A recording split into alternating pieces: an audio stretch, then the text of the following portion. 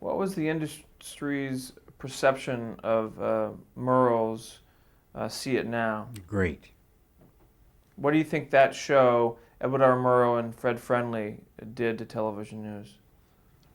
It should have been an inspiration to everybody else, but it just stood alone. Nobody else dared, nobody else was able to imitate it or make anything as good as it was done. Morrow's broadcast when he went after Senator McCarthy was just a classic, where he stood up for the American people against Joe McCarthy. And he began the ruin of Joe McCarthy, finished by an old lawyer named Joe Welch, who was at the Senate hearing and said he didn't believe anybody could be as terrible as you. And a senator from Vermont named Flanders, who said, "You're not an American." And McCarthy didn't know the microphone was open. He started to curse him on the air. Flanders was a very dignified old senator. He was, all the senators were mad at McCarthy, but didn't know how to stop him. And Murrow found a way. Mm-hmm. Did you see signs of blacklisting in the early 50s, mid 50s? No. Blacklisting was kind of strange to me. There wasn't anybody around here. We had one guy who'd been a communist, we knew, so we moved him out to the West Coast.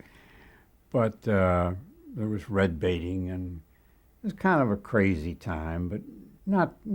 I never found it very serious. I never thought about it, to tell you the truth. I knew I wasn't a communist. I wasn't this. I wasn't that. I just didn't think about it. So, and neither did anybody else. We didn't have anybody who was like that, but they did on the West Coast. And then the McCarthy hearings, when he said there are so many communists in the State Department and they're ruining our country and all. He made a speech out in West Virginia.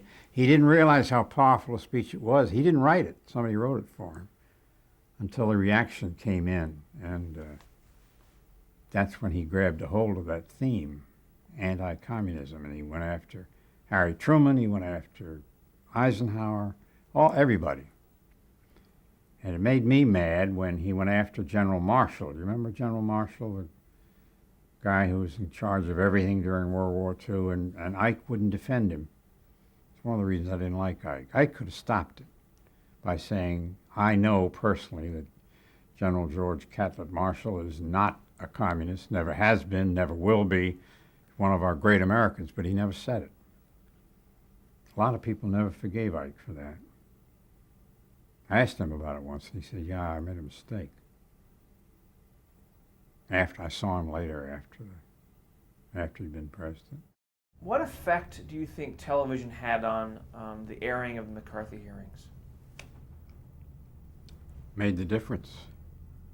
If that had been just another hearing in Washington, well, I can refer you back to the Dies Committee, which looked for communists. But it wasn't televised to the extent that the McCarthy hearings were. One of the tricks that McCarthy had, he lived right down the street from where my mother and father lived. He could watch the clock, and he would make an outrageous statement just in time to hit about 5:45, and he knew it would get on all three nightly newses. Like George Catlett Marshall is a communist, and so is Eisenhower, or Vita Culp Hobby's a communist, or Senator so-and-so is a communist, and I can prove it. And of course, then he'd say the next day, well, I might have been mistaken about that, but he certainly looks like he was one. He was, I think he had a sickness after he became so well known. He just couldn't stop. He knew he was doing bad things to the country, but he couldn't stop.